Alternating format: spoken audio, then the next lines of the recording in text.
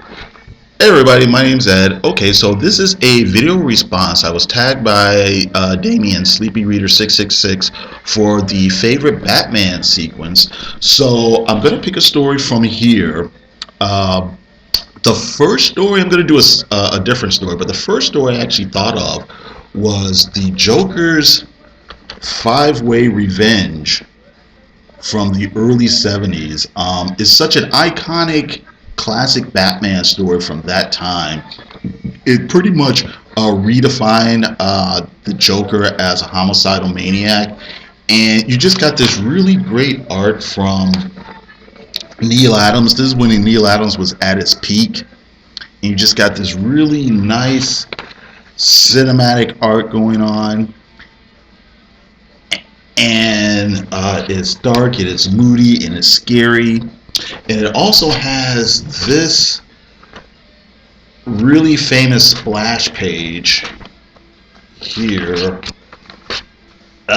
This right here, where it's like whenever there's somebody wants to use a classic image of Batman from the 70s, it's always this image. I mean, this image is like reproduced everywhere. It's used here in this volume in the beginning here. They had Neil Adams recreated for a book of reprints they put out a while ago.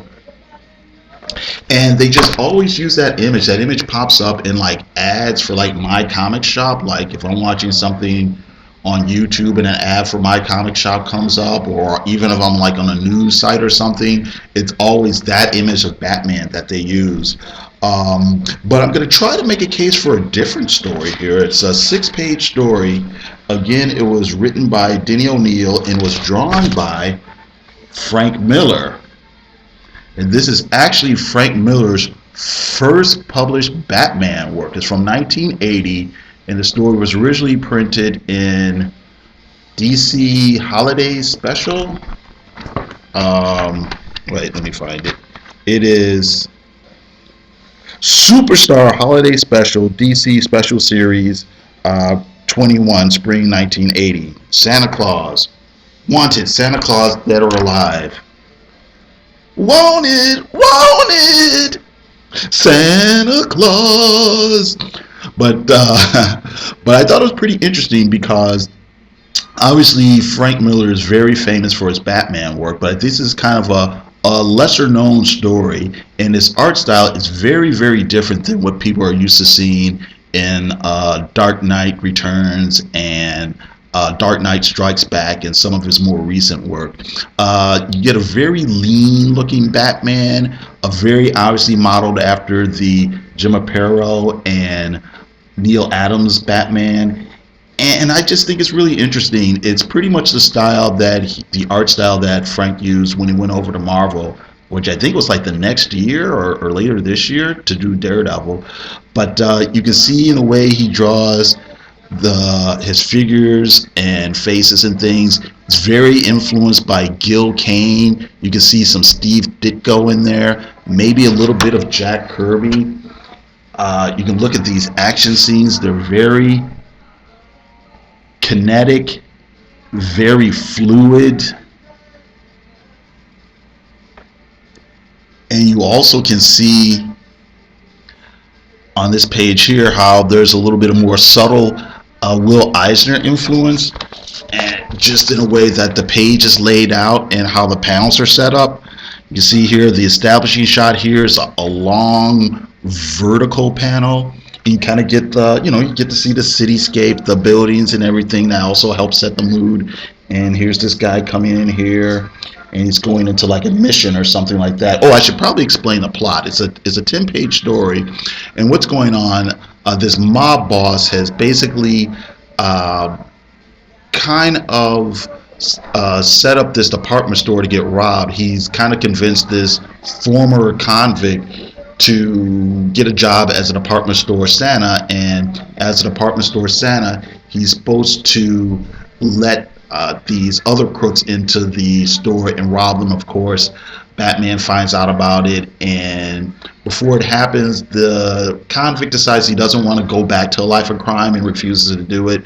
But the bad guys kind of force him into it, and Batman gets involved, and all this sort of thing. But anyway, back to the art.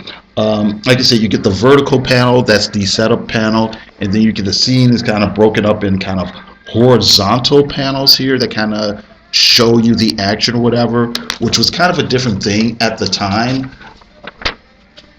And you get to see some of Frank's moodiness and shadowy kind of film noirish influence as well, which of course suits Batman to a T. It's not shocking to see that type of art, but it's one of Frank's hallmarks that kind of fit really well with the character, even in his earlier style here. And you get to see Frank's use of like the long, slim, horizontal panels again, looking very cinematic in a different way than Neal Adams was cinematic. And like I said, just really interesting things here. Again, we're back to the establishing shots and then the action shots that kind of put you right into the middle of the action here. And then here he is, there's Batman again. And then we're back to the kind of old school superhero fight scene. Here he comes, Batman, smashing through the front window. And again, just really fluid looking action here. It's just very, very different than what he'd be doing, half a dozen years later. Especially different than how he does things now. So again, look at these guys standing here. Very Ditko-esque, I would say. These are a couple of cops here.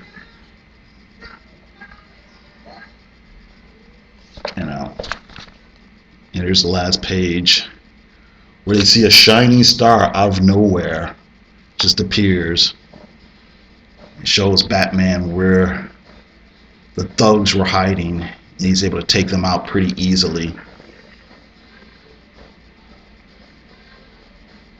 And of course, we get a little quote here. Okay, so that's it. And like I said, I just wanted to show that story because, like I said, it's Frank Miller's first Batman work, and it's very different than, like I said, what we're used to seeing these days, and what really made him famous like a few years afterward. Like I said, you can actually see a lot of the different influences that Frank had at that time. There's probably half a dozen other influences there that that are probably a little bit more subtle. Maybe you can make a case for like somebody like Jim Steranko, maybe, possibly, I don't know. But anyway, that's it. I gotta thank everybody for watching my video, and you guys have a good day. Oh, I guess I should tag somebody. I don't know who to tag because lots of people have been doing these. I guess this tag is for anybody else who hasn't done a video and wants to. Okay, thanks, and you have a great day.